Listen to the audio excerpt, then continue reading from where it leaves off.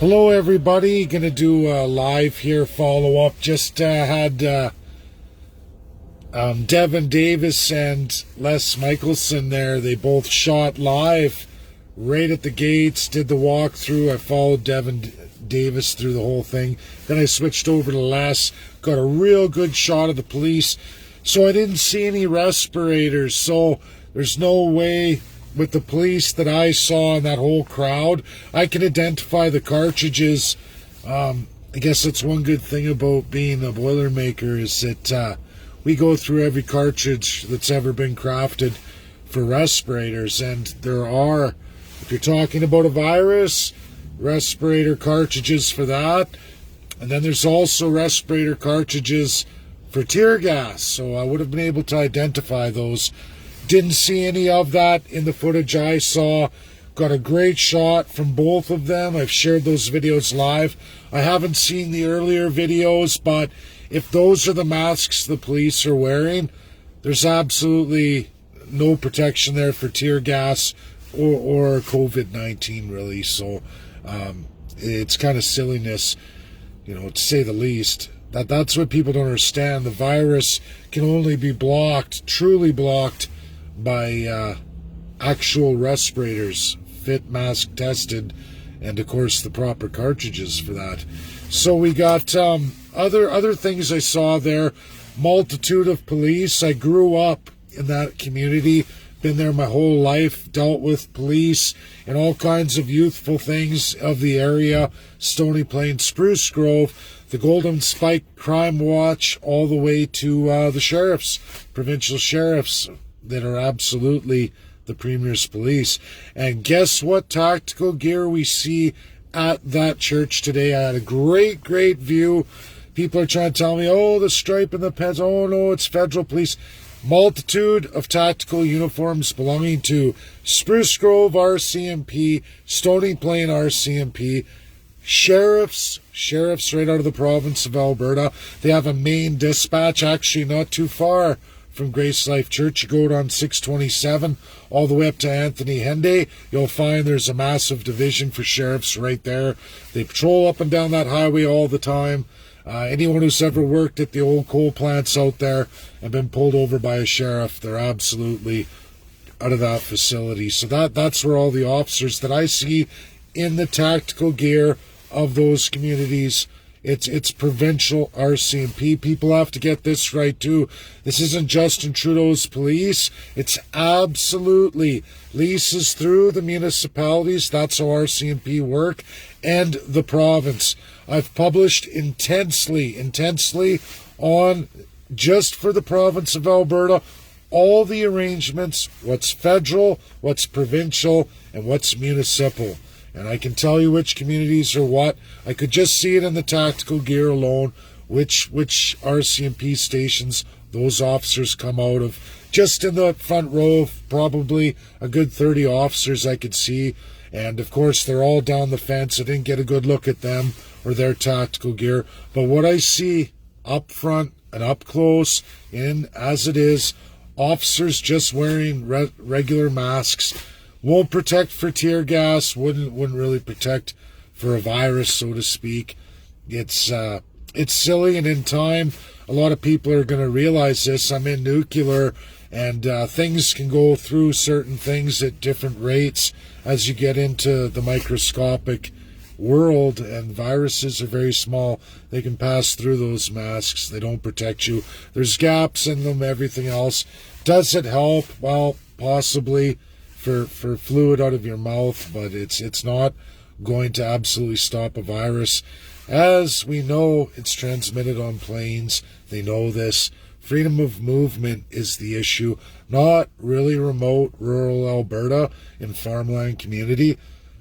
Last thing I'm going to say about this today, the old coal road wraps around, goes all the way up through to Grand Prairie. The old gold road, awesome history there. I encourage people to go out there, travel 627, get a beautiful look at Canadian history in one of just the most conservative ridings, very faithful riding in the world.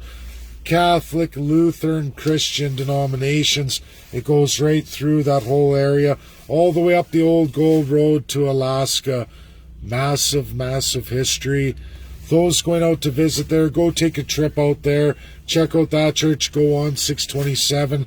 Get out to Graminia Road. Go out to the river. Go check out Old Keep Hills.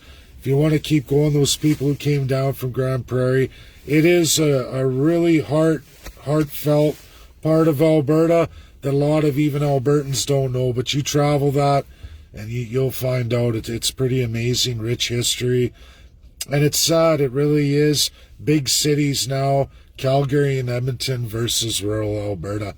And you can see clearly the politicians don't even know the history of the communities they say they represent. Pathetic. I love Alberta. I love all of you. I'm trying to do this out here in the East to get Canada together. And it's funny.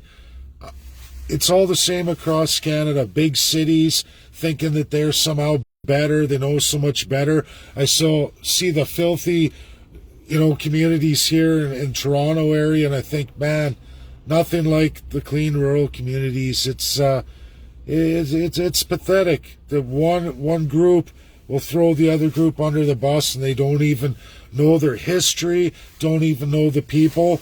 And that's the fault of our political system right here in Canada that only gets worse. People talk about rights and freedoms.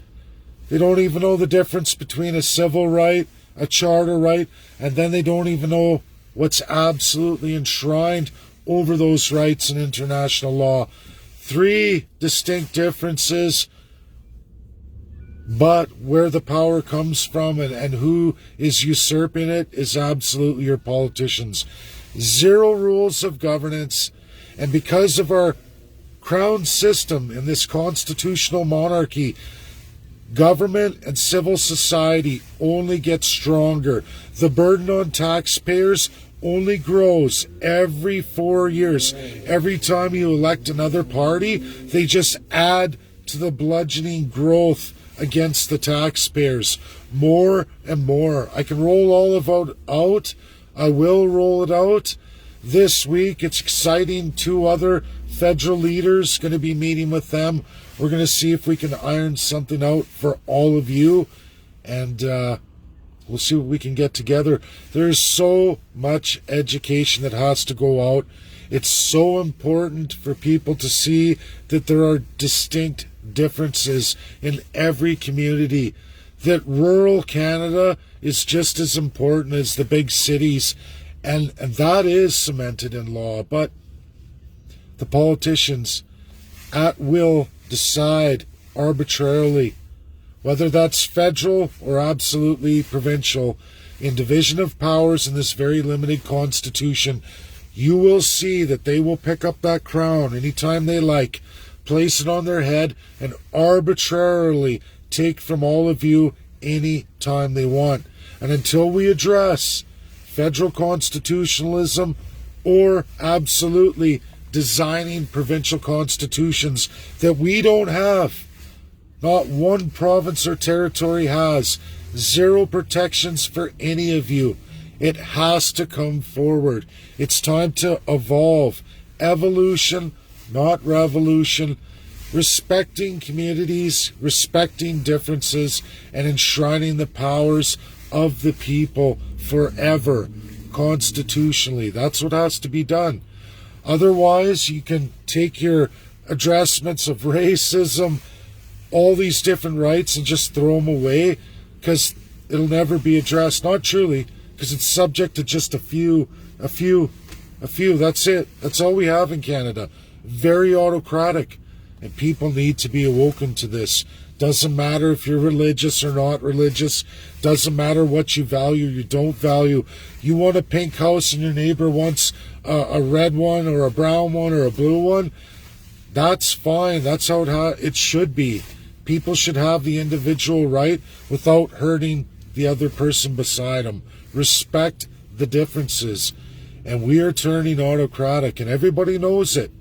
We don't even respect each other. We don't even know the history and differences of the provinces, let alone the communities of the provinces. It's that bad. Have a terrific day, everybody. I got to switch to day shift now. I finished a big major portion of training. I'm pretty wiped out. Those suits are heavy. I was talking to Tim Moen last night, and he's a firefighter. Firefighters, man, there's only a few thousand people in this entire world of billions of people who actually go in and do the kind of nuclear work I'm going to be going to do. Very interesting experience. The weight of the gear, the multiple layers of radiation suits on top of gear, the weight's tremendous. It's going to be a wipeout, that's for sure. It's tough, man. It's going to be tough, and what a incredible amount of training I went through, the knowledge I've accumulated. In one way, it's very fortunate. You learn all about particles and what your cells can take, what I'll be going through, and it's interesting to say the least, and so much education has to go to so many of you. So I'll get another good night's rest. Trying to flip back here for tomorrow, so I'm back on days for a little bit, and I'll get a bunch done, and I'll get back to all of you. Thanks for tuning in. That's all I know right now. I'm going to look at more data. There's all kinds of videos shared from earlier today on the Grace Life Church, so I'm going to look at that, and we're going to go through it, and I'm going to look